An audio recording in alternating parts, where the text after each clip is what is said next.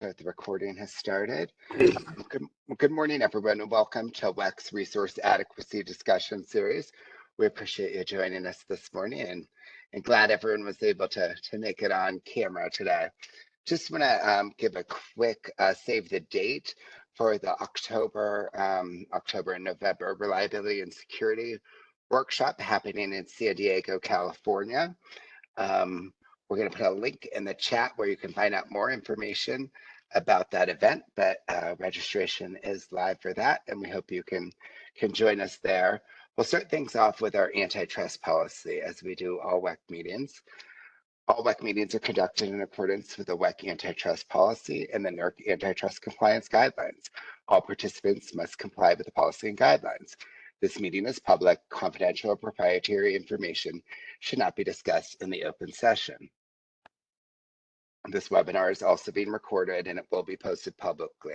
By participating, you give your consent for your name, voice, and image and likeness to be included in that recording. WEC strives to ensure the information presented today is accurate and reflects the views of WEC. However, all interpretations and positions are subject to change.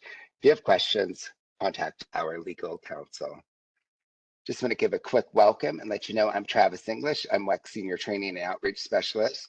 Appreciate everyone joining us for the discussion series today. We'll be discussing public power. We invite you to share your questions in the discussion today via the chat feature, or you can always use the raise your hand feature as well, and we'll call on you. I'll help Chris kind of moderate those questions throughout today's discussion. With that, I want to bring in Chris Raper. She's the Vice President of Strategic Engagement and External Affairs here at WEC.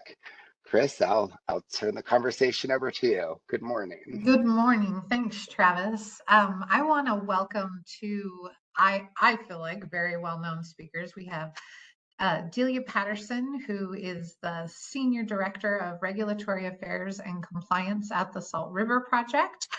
Delia, her prior work to being at Salt River Project, she's been there less than a year, I believe, actually a much shorter time frame than that. I'm new to Salt River Project, but her prior work was as a Senior Vice President of Advocacy and Communications and the General Counsel for the American Public Power Association. So she has a deep understanding of public power. And we also have Tony Braun, who I have been blessed to know for a number of years now. Tony is one of the founding partners of Braun, Blaising, and Wynne. For about 2 decades, Tony's provided counsel to California public agencies on all manner of regulatory, commercial, and legislative issues associated with the electric utility industry. Tony has counseled publicly owned utilities as they sought to navigate the ever-changing new market rules and shape these rules to fit their consumer-owned business model. Tony routinely participates in proceedings in front of FERC, the California Public Utilities Commission, CAISO, and the California Energy Commission on a wide array of energy policy issues. And so I want to welcome Tony and Delia. I feel like oftentimes in the West, particularly when you're talking about state commissions and state commissioners, they only have jurisdiction over the investor-owned utilities, but public power is such a big part of the West and the resource adequacy of the West, being able to provide customers the power that they're going to need in order to keep their lights on. And so I wanted to have a discussion that specifically focuses on public power, their role within the resource adequacy space, and just learn a little more about how public power prepares, partners, and collaborates with the rest of the industry. So I'm going to pass it to Tony first and just have him do a little bit of an intro of kind of his space, what he sees, what he knows, and then we'll go to Delia, and then we'll start in with questions after that. Tony, go ahead. Thank you, Commissioner. I appreciate the opportunity to be here today. Chris gave a long introduction, so I'll skip that part of who I am and start a little bit with the context of public power in California, which I think gets to some of the of our mindset and how we approach these issues and how we are starting to approach what I think are some of the challenges that the WEC team has identified over the series of these webinars as the grid transforms so significantly in such a short period of time. So public power in California, and by that term, I'm talking about the traditional publicly owned utilities that own wires and assets, and although I would incorporate community choice aggregators in my definition of public power, but for today, I'm talking about traditional municipal utilities. We serve about 24% of the total load in California. That is divided over 40 plus entities that are extraordinarily diverse in their makeup. So you have two entities, Los Angeles Department of Water and Power and the Sacramento Municipal Utility District, that are very large in terms of comparison to public power. I think Delia's utility is I think by most measures the largest now, and LA is second, and SMUD is, I think, fifth. So you're talking about a pretty significant percentage of the load as far as public power in the West. Then you have smaller utilities, groups of the cities in the Southern California that are within the CAISO that probably serve about 15, maybe 2,000 megawatts of peak load, and within Northern California, the utilities that are in the CAISO footprint are about 1,100 megawatts of peak load. So we've got 4 publicly owned balancing authorities, and obviously that affects their approach to resource adequacy because they're directly responsible for keeping the lights on in their footprints. And then we have 30-some utilities that are within the CAISO footprint and live by the CAISO rules. Another sort of factor, historical context that I think shapes how we approach resource adequacy is, decades old now, battles that occurred to create some sort of independence for public power. Before I started my career, most of the entities in California were either partial or full requirements. It's hard to use those terms anymore, but reliant upon their host investor-owned utilities. In the 80s, born out of litigation in the 70s, began a pretty significant capital investment by public power in California that not only included owning generation assets, frankly, generation assets all over the West, but also significant high voltage transmission. So there was a big push 30, 40 years ago to begin to invest public power capital in essentially a strive for independence. And that manifests itself today with a pretty significant generation ownership fleet, and also the ownership of transmission between the federal facilities and public power facilities. We own approximately 40%, I believe, of the transfer capability in and out of California. So that's who we are as public power. I think it shapes us and maybe distinguishes us from many public power entities. Probably not SRP, which has probably a lot of commonality there.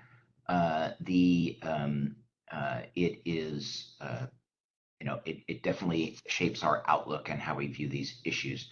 I will give just a little brief sort of transition to modern day here.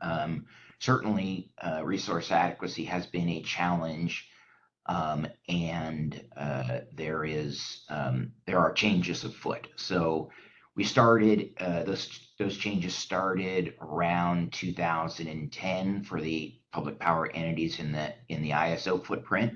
When the ISO started its more formalized resource adequacy rules, and we can get a little more detail in the question and answers, but resource adequacy in California is somewhat of a hybrid. We have several of the rules that are within the ISO tariff and therefore are FERC regulated, and those apply uniformly across the ISO footprint.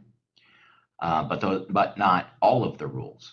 And then so there's sort of a it was certainly back 15 years ago, it was a political compromise, a little bit of sausage making to be able to be able to maintain the state's role on directing procurement and coming up with a common set of comprehensive rules that govern everyone's adequacy activities. And then you have the public power entities that have their own balancing authorities. And even within that, there's quite a bit of diversity, but I'll just use the balancing authority of Northern California, for example. So that includes SMUD and several other public power entities with a peak load of almost 5,000 megawatts now. We have principles and we have practices, but we don't have, something that would be as formalized as what the Public Utilities Commission has, or what is embedded in the Western Resource Adequacy Program rules, for example. So we've got a hybrid. It's definitely an evolving situation. I know we'll have a lot of Q&As to talk about, how things are evolving. Are they evolving fast enough? What's public power's role in that? But we're certainly looking forward to that discussion, and do believe that we've got to continue to shape these rules, look at new ideas, new options. We continue to be challenged by the application of what are sort of old school approaches to RA now, and really welcome that dialogue to respond to the changing grid operations. Thanks, Tony. You're definitely one of the smartest guys I know with regard to public power, and just take a strong position and always advocate well for your clients. So appreciate you being here. Delia, I'm going to turn some time over to you to kind of intro what it is that SRP is doing, what it is that you're doing for them, and the seat that they take. Did you? I'm sorry. I heard an announcement. Sorry, I apologize for that. Okay, so I'll just jump in. Thank you, Chris, for inviting me to speak on this important topic on behalf of SRP. And Tony, it's good to be on with you. I just think about Tony, and I think about who doesn't he represent in the West, including SRP. So on certain matters. So it's great to be here, and great to talk about public power generally. And having been at the National Trade Association, I just wanted to mention that there are over 2,000 public power utilities in the nation, and as Tony so adequately stated, each one is different. Collectively, public power owns just about 10% of the generation in this country. So just to put that in perspective, public power collectively, and hopefully we'll have more ownership, as we had, the tax provision in the IRA to level set the playing field there. So 10% of the generation is ownership, and we serve about 15% of the nation electricity. That's public power proper, not public power and co-ops, but just public power. Just wanted to share that. SRP specifically, of course, we're a public power entity. As a community-based public power entity, our goal is to serve customers on the three-legged stool: sustainability, reliability, and affordability. And we serve here in the Phoenix metro area about 1.1 million customers on the power side. And of course, we also serve water, so 2 million water and power, and 1.1 million power customers. That's residential, commercial, and industrial. And we have an all of the above approach, especially in the near term, to meet our obligations. We're implementing everything, including demand response and energy efficiency, leaning in on those. Our service territory continues to demonstrate a strong economic recovery from the height of the pandemic. 100% of the jobs that were lost are are back. We're here in in Arizona. It's becoming a manufacturing hub. So as we talk about resource adequacy and reliability, with the sustained growth that we've seen year over year and expect to see going into the future, this is important to us. And then when you layer on, the extreme heat that we've seen recently over 30 days, just about 30 days above 110, this topic just becomes increasingly important. So looking forward to the questions, and hopefully that just provides context on SRP and a little bit more about public power generally. Yeah, thanks, Delia. And I had a massive oversight in your bio, which I think is important to note, and that is that you are a lieutenant in the United States Navy. So thank you for your service. I think that that's an important start to any career. So you were honorably discharged. See, Delia, you talked about the all of the above approach. And recognizing both you and Tony pointed out that SRP is different because they're large for public power. And all of the above approach can be viewed or interpreted a couple of ways. When people talk about renewable resources, sometimes I think public power gets a bad rap, or there's a stigma associated with public power is not as forward thinking for clean green energy. And so when public power considers renewables and resource adequacy needs, what are your thoughts on that? Where do you see SRP and even public power in general coming down on the balance of any clean green energy policies that are being promoted versus the need to keep the lights on? Thanks for that question, Chris. I will start just public power just generally. I just having had the privilege of working with public power over these years, I've had the opportunity to engage and meet with public power utility executives who are leaning in on renewables and have sustainability plans and reports, including SRP. And so I would just point to just what I know. So from Littleton, Massachusetts, which is their goal is to be 50% clean energy by 2025, and they're leaning in to be, I think, 100% by 2050. Then I think, coming back, a little bit more west, I think about, southern Minnesota, the Joint Action Agency there, where there are 18 public power entities within that Joint Action Agency, and their goal as well is 50% by 2030, and by 2040 to be carbon neutral. Then, coming a little further, west here, I think about the Austin Energies, I think about LADWP, of course, and SMUD, and all of these wonderful utilities that we know of, but we just don't hear about. Oh, I should also mention Lansing, Michigan.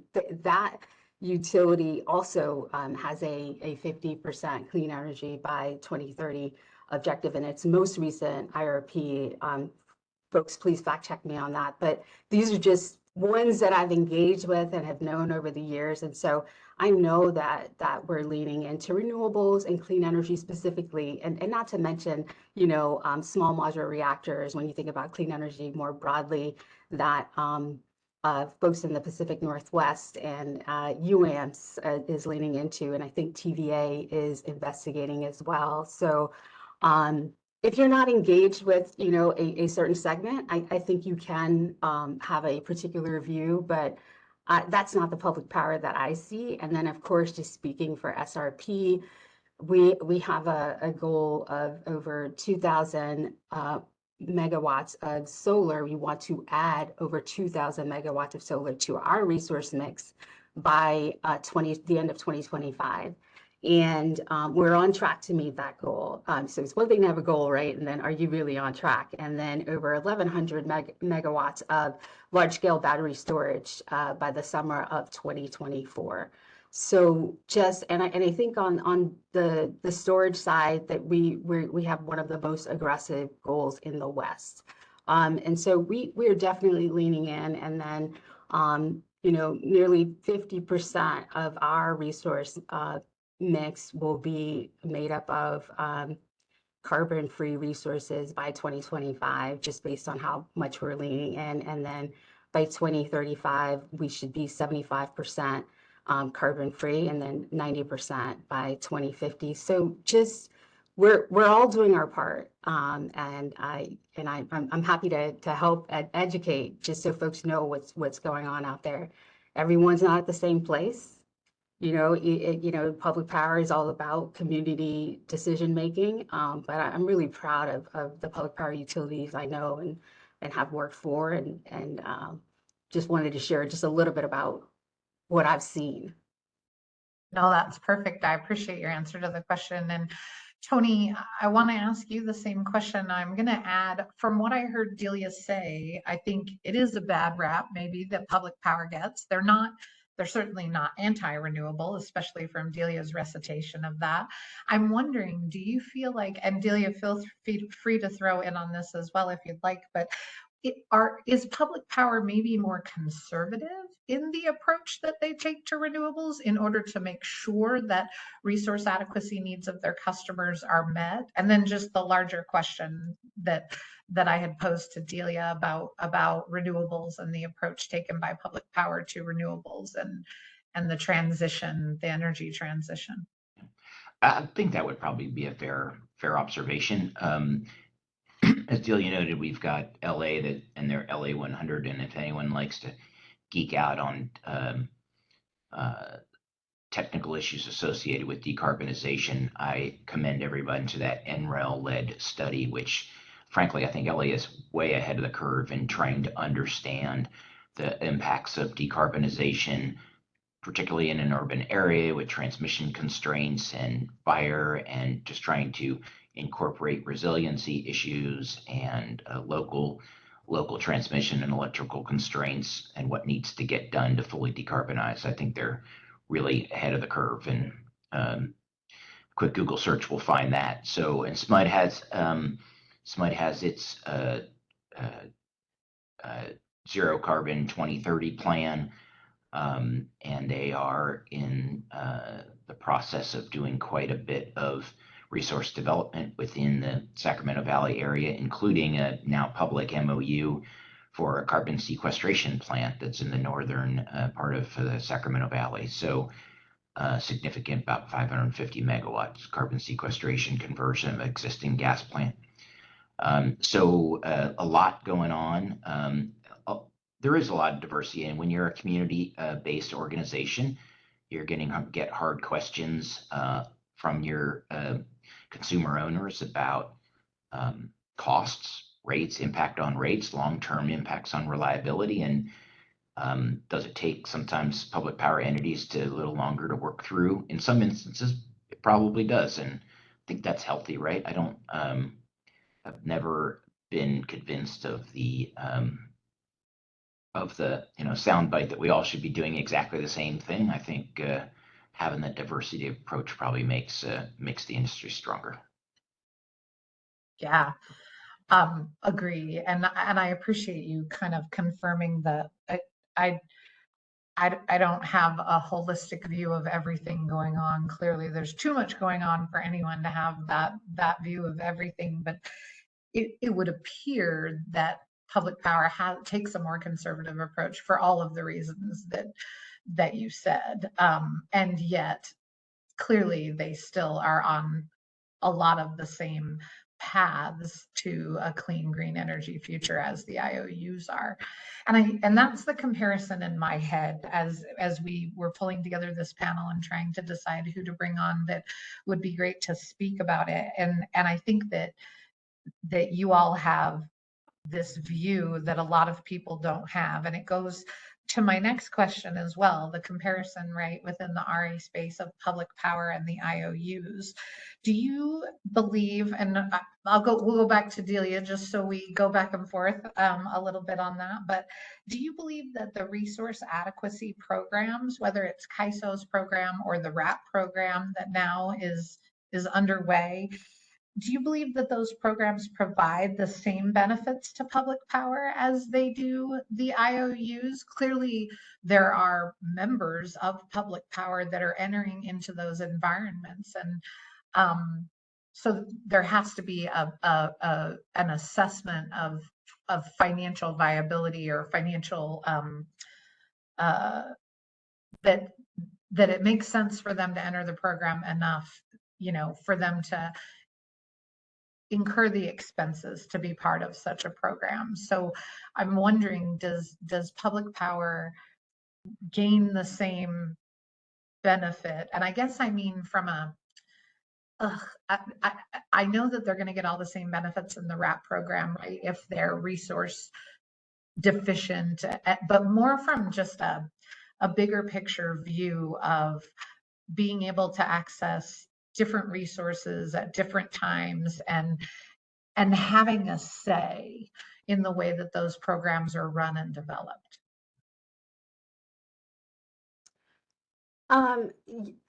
I would say, so I know you're trying to qualify your question, so you're not just asking, that basic question, are we going to get the same benefits? Every load serving entity has to think about its own needs, and so we're all looking at these larger programs that you mentioned RAP. SRP has joined RAP, and our first binding season will be, I think, summer of 2026. That's important to us because as a utility, you want to serve load, and as I said before, when you're experiencing extreme heat, your customers want first, reliability.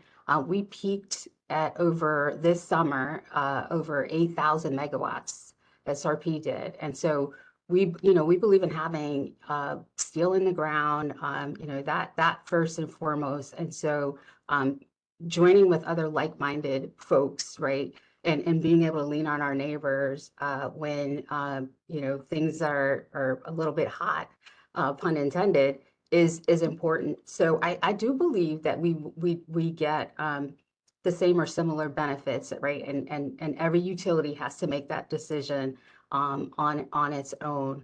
And when we invest in these resources, of course, we want our customers to benefit on the cost side as well. And so once we, serve our load, it's also beneficial to have that ability to be able to sell into the market, or, to purchase when it would be cheaper to purchase from the market, because affordability is one of those legs on that three-legged stool of sustainability, reliability, and then of course affordability. So for SRP, we do see that there's a benefit in joining with like-minded people, and just thinking about RAP, just because you mentioned it, I was just thinking, making sure that we're all speaking the same language, right?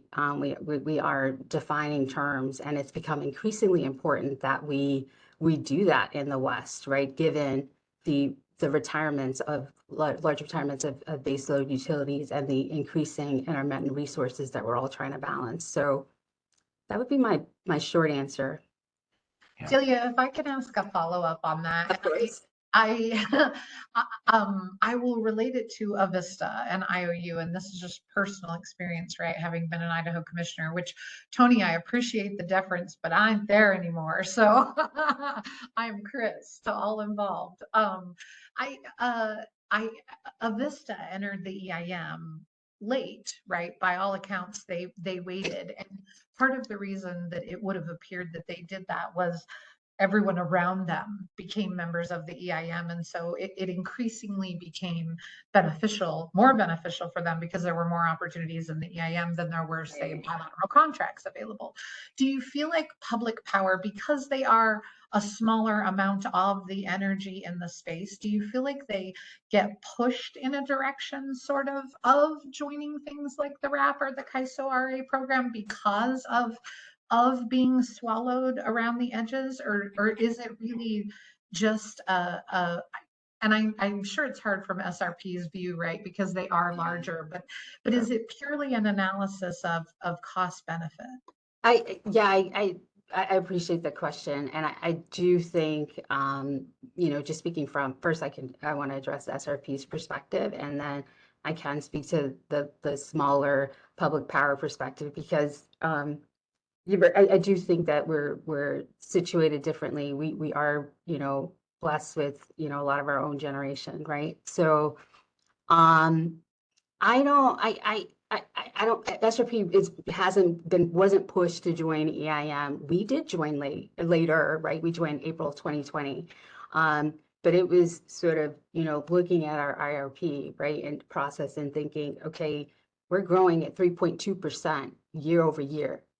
This Arizona is growing, so we're gonna need to do something, and that next step for us back with respect to EIM was joining EIM, and between the date of joining April 2020 and January of this year, we realized over $160 million in benefits to our customers. That's dollars saved, and so it's making those decisions and for SRP not being pushed to do that.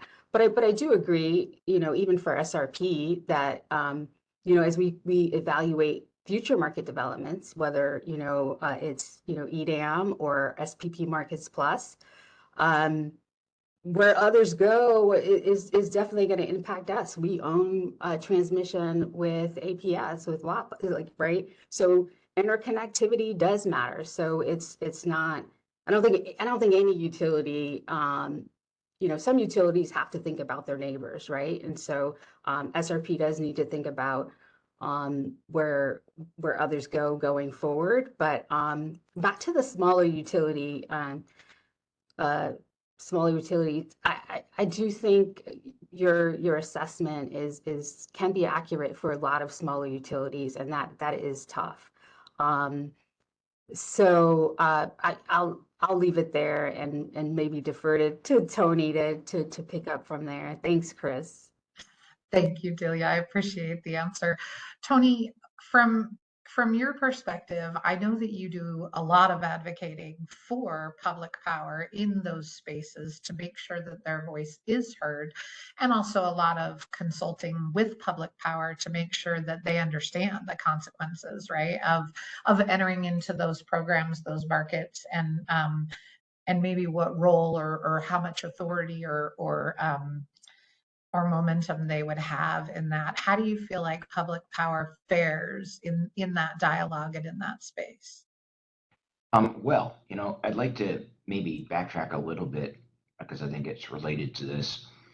As the WEC reports show, the interdependency of the subregions in the West is just growing, right? And so to me, that's really the value of wide area programs, whether it be an RA program like RAP or a market, is in that you're one.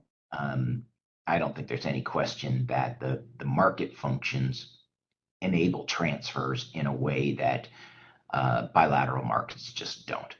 And so we've seen that in EIM, we've seen that this summer, we've seen that in prior summers, and there's no getting around it. Two, the cost pressures for decarbonization and just other cost pressures really command that we try to eke out every bit of savings we can get. And whether that's the market transfers and the revenues from those transfers or the diversity benefits of a wide area capacity market, I think that's just something that we've got to explore. In fact, I think it's my opinion that, were there some rule changes, bank participated in the RAP program development, and if there were certain rule changes, we would likely be a RAP participant. So So I just think those evolutions are critical and will continue to be critical.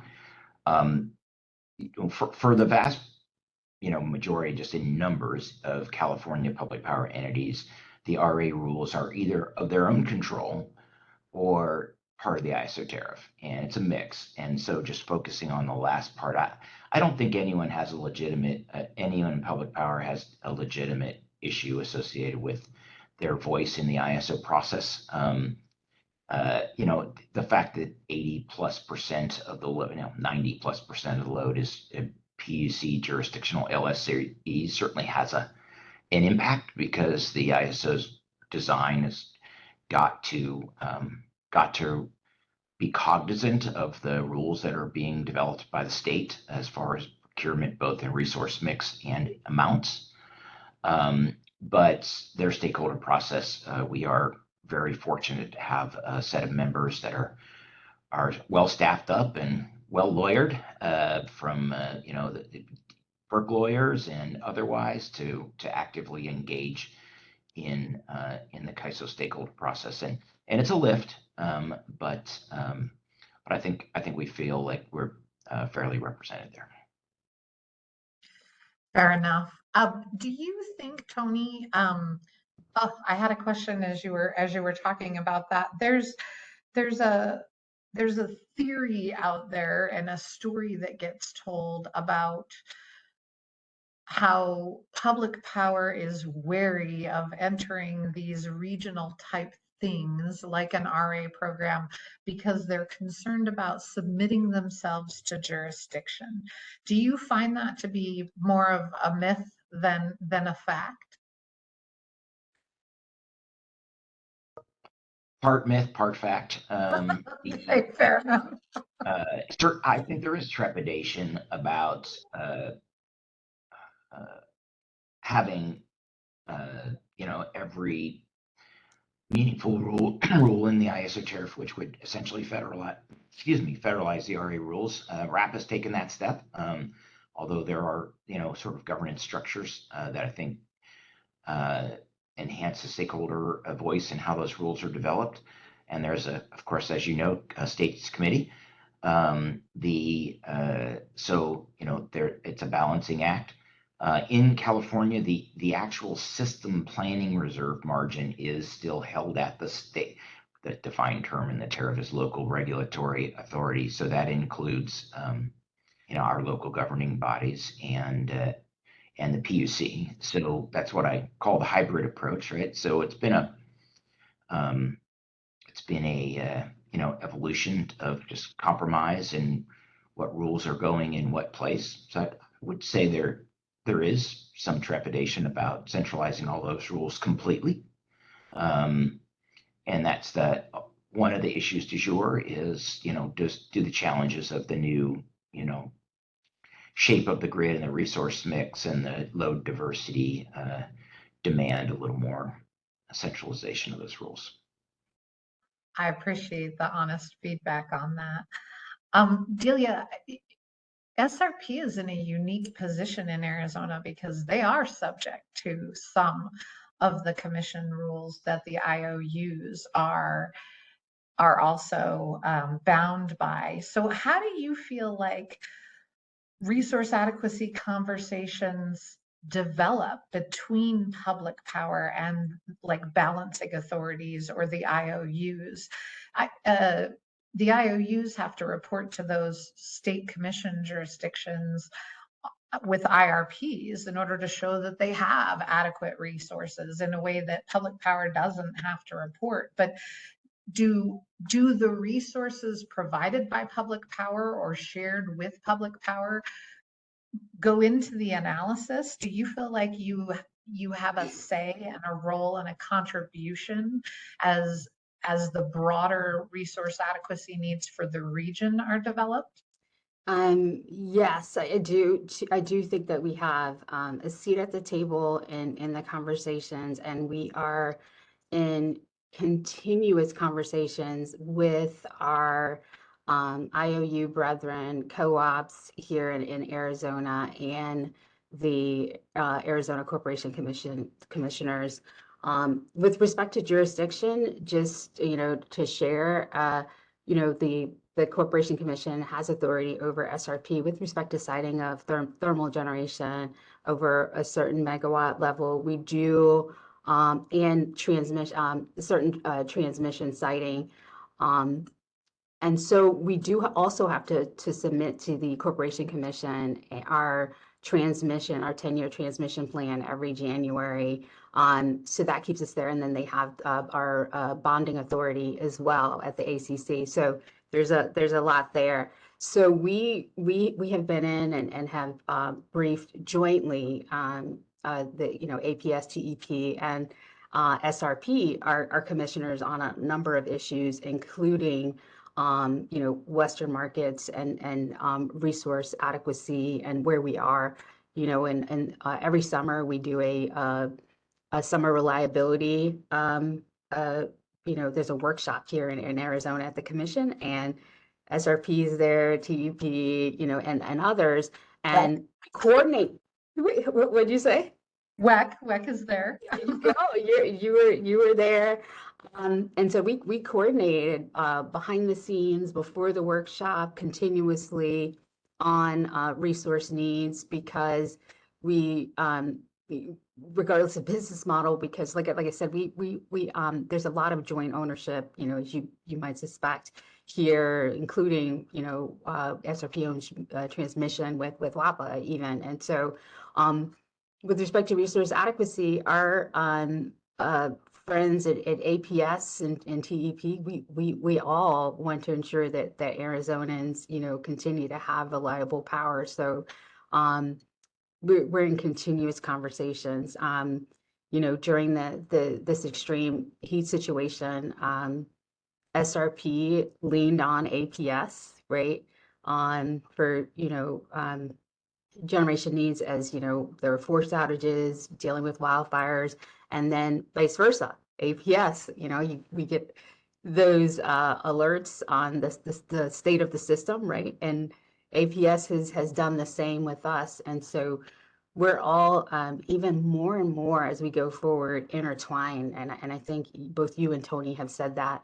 And so we're not going to be able to work in silos or just bilaterally going forward, which is why it's important that SRP, it was important to us that we be deeply involved in the development of EDAM, and then simultaneously be heavily involved in the development of SPP Markets Plus, because we're not sure which one we're going to go into, but we see increasingly the need to take that next step, and then eventually take the next step, if the stars align, into an RTO, just because of it's increasingly hard to manage RA and reliability.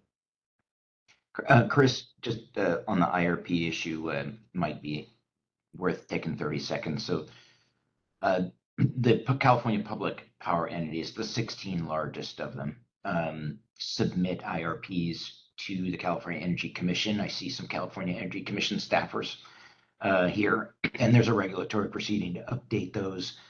There's like the way I've always simplified it in my lawyer head, there's like 3 flavors of IRPs in the West. You've got the PUC, which is essentially creates a resource plan that it hands down to its load serving entities. And then I think most of the West, the IOUs create the plan, which they seek approval of for, investment and rates.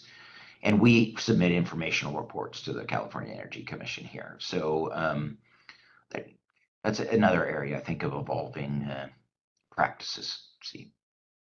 No, I appreciate the addition to the conversation, Tony. Based on what you have said, and California, I have tried to understand the interplay of the Energy Commission and the Public Utilities Commission and the CAISO, and I know that there's some overlap and things that go on there. So my knowledge is limited, but resource adequacy is not only about the constraints, right? It's also about surplus and management of those assets. And with everything going on, not only in California, but in the region, with all of the conversations about all of the different subjects, right? Whether it's clean, green energy, electrification, RA, transmission, do you feel like public power is just getting caught up? And part of the reason I ask this question is we do usually have a lot of state commissioners on the call. And I think it's really important because as a state commissioner, you are somewhat limited in your view of how public power participates. But they do participate, and they all, without leaning in the energy lingo sense, right? We all help each other, both public power and IOUs. So do you feel like, not only with regard to constraints and whether we're able to meet resource adequacy needs, but surplus and management of the assets, is public power keeping up? Are they ahead of the game because they are more conservative in the approaches that they take, or are they just trying to have enough staff to pay attention? I'll go first, Delia. The resource challenges of tracking everything right now are extraordinary. I wish I could delve more into some of the studies that you're doing. For the first several months, I did a decent job tracking markets plus developments and design, but eventually that got triaged. Even the CAISO itself is just an extraordinary lift. So I think that's a universal challenge. Public power may face it a little more directly than others, but I would suspect that our investor-owned utility friends and generators and marketers also are challenged to try to keep up. As far as like the resource mixes, I would say that historically might have been slightly ahead of the game as far we've got, at least I would say, we've got started with a really good resource mix and base that had been built up historically and had some pretty innovative ways to utilize our strengths, public financing, joint powers authorities, and things like that to get things done. The market environment right now is really challenging. And I do know anecdotally that people are, everyone's facing the same supply constraints and things like that, but then just purchasing products on the wholesale market right now is beyond challenging. And so I think, that is something that concerns me, is that I'm hopeful is cyclical. But, certainly it's a challenging environment for everybody right now. Yeah, I agree. And I want to make sure that in the way that I pose that question, because, it's partially on paper, partially coming out of my head as I'm pitching it to you. And I don't want it to seem to you or anyone else like it's an insult at all to public power, right? The industry is in a position right where now, like Tony, you just said, where none of us can keep up. And public power, generally small entities, right? Not SRP, and state commissions can't keep enough staff, to be able to keep up with everything going on. So really just want to make sure that didn't come off as anything negative or any kind of it was meant as any type of insult to public power. I think that we're in a really unique environment. And if you're, like you said, you started off ahead of looking at reports and then you decided to triage it. Seems like that is the case with so much going on right now. Just the initiatives out of CAISO are enough to keep a full staff busy. So Delia, I would ask the same question of you. Yeah, I agreed with, I was probably nodding on, visibly to a lot of what Tony was saying in response to your question. I really don't think that resource adequacy and reliability, that those things discriminate based on business model. I think that we're all similarly situated. We're all dealing with these challenges, climate change, resource retirements, together. And what I've seen public power and all of the business models, co-ops and IOUs do very well to keep up with it all is to be a part of coalitions and lean on one another.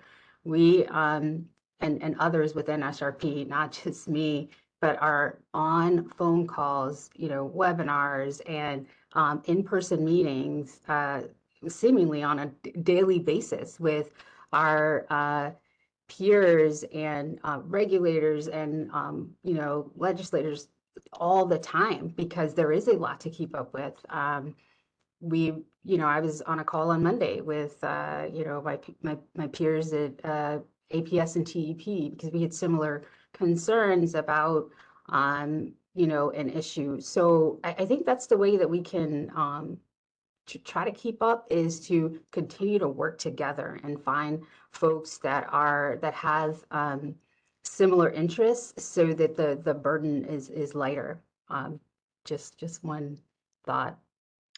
Yeah, I speak in terms of partnership a lot. There's a lot of stakeholders out there, and those partnerships are so important. And as regional programs and markets and all these things are developed, I think that those partnerships are more and more important to make sure I get the jurisdictional restrictions, right? And the legal impediments and or nervousness about those things. But the more that we can understand one another's position in order to be able to adequately sort of assess the larger landscape, I think the better off everybody in the region will be, especially in terms of the resource adequacy needs and concerns and constraints that we've had recently. So I absolutely agree with that.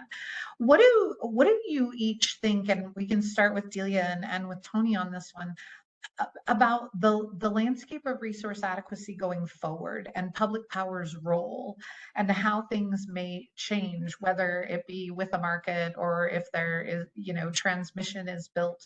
Is there a pivot coming for public power on how they're going to look at those things? Or do you feel like the path that public power is on right now, and then just maybe increasing those partnerships that we talked about, the plan going forward? Yeah, I'm happy to take that one. I think we're going to have to increase the partnerships as we move forward, and I think we're laying that foundation now by having these conversations and frankly, building up trust in certain areas where that trust needs to be built up so that folks feel more confident working with one another. I think that, even though we're going to be doing a lot more together, it's going to be interesting to watch, programs like RAP evolve and see how well that works in terms of how we can lean on one another there. But I do think that, it'll still be, going forward, will be moving forward with respect to, these basic principles that we've always moved forward on, which means that, each load serving entity is going to have to continue to be able to build resources, clean resources and build transmission in order to, continue to meet these ongoing RA and reliability needs. I don't think that that's going to change. I think how we're going to do it is going to change, and if we're smart, we'll sort of be doing that a lot more jointly and together, more so than in our own individual silos. Hopefully that wasn't too Pollyanna, but that's what I truly believe. Hopeful. It's hopeful. What about you, Tony? So even without what I would call extraordinary change, I think you see an incremental harmonization of rules. Even historically, our larger utilities have looked to the PUC rules, even if we're not PUC jurisdictional, as a guidepost for our own procurement. And course, the PUC has implemented some pretty sea-changing type proposals now, or not implementing, or decided to move forward with something they call a slice a day, which really measures the adequacy in every hour of the portfolio on a forward basis. So I don't even begin to understand that yet, but that will be hard to replicate. But but we've looked at their planning reserve margin and things like that. And then last year, the California legislature passed language to have the Energy Commission look at our planning practices and make recommendations on a planning reserve margin. So, another small step towards trying to make sure that there's at least a baseline, I think, of commonality. And of course, RAP is a bigger step in that baseline of commonality that includes public power. If we continue along the track that we're in right now, then I think we'll continue to make those evolutionary steps that will impact public power. If Elon's right and our 60% load growth is 2 to 3x short of actual, then we'll probably have more draconian approaches to what we need to do. But, but right now, I think we're already making progress, and I think public power will adapt to that. That's great. That's my favorite emoji, by the way, the one where they're like, whoa, because anything to do with the magnitude and pace of change right now sort of brings that emoji to the front of my brain. Totally. Well, I want to thank both of you. I have an old friend in Tony, a new friend in Delia. I have mad respect for both of you and the roles that you have and the knowledge that you share. And I really appreciate you sharing that with a broader audience this morning. I think that an understanding of public power's role is really important for state commissioners in particular to be able to have a better holistic picture of kind of how their IOUs are situated, because that broader picture, it doesn't come into dockets when particular things are being asked for. And so I think the better all of us can understand how that bigger picture works together and partners, the better off we are, the better chance we have of meeting the resource adequacy needs of the future. So I'm gonna pass it back to Travis, but I really appreciate both of you having this conversation with us this morning, and anyone who wants to follow up or has additional questions, we'll be happy to take those after the fact, and I'll pass it back to Travis. All right. Hey, thank you, Chris. Appreciate it. And we still have, well, I guess we have 3 minutes left. If anyone has any questions, feel free to put it in the chat. But I also want to echo the gratitude to Tony Braun and Delia Patterson. Thanks for taking time out of your busy schedules to join us here this morning. And Chris, as always, thanks for moderating the discussion with us. I just want to let folks know, we're getting a couple of thank yous in the chat to the panelists there, so I'll pass that on to you as well. We're going to continue evolving the discussion for the resource adequacy discussion series and continue highlighting topics around the Western Interconnection. So mark your calendars. September 7th is our next question, or next session, excuse me. Starts at 10 a.m. and we'll be discussing transmission and its link to resource adequacy. So again, that's September 7th, 10 a.m. Mark your calendars. And I see someone that just said, how do we suggest future topics for this meeting? And you can email engage@wec.org, or feel free to put it in the chat here and we can capture it now, but engage@wec.org. You can continue sharing future topics there.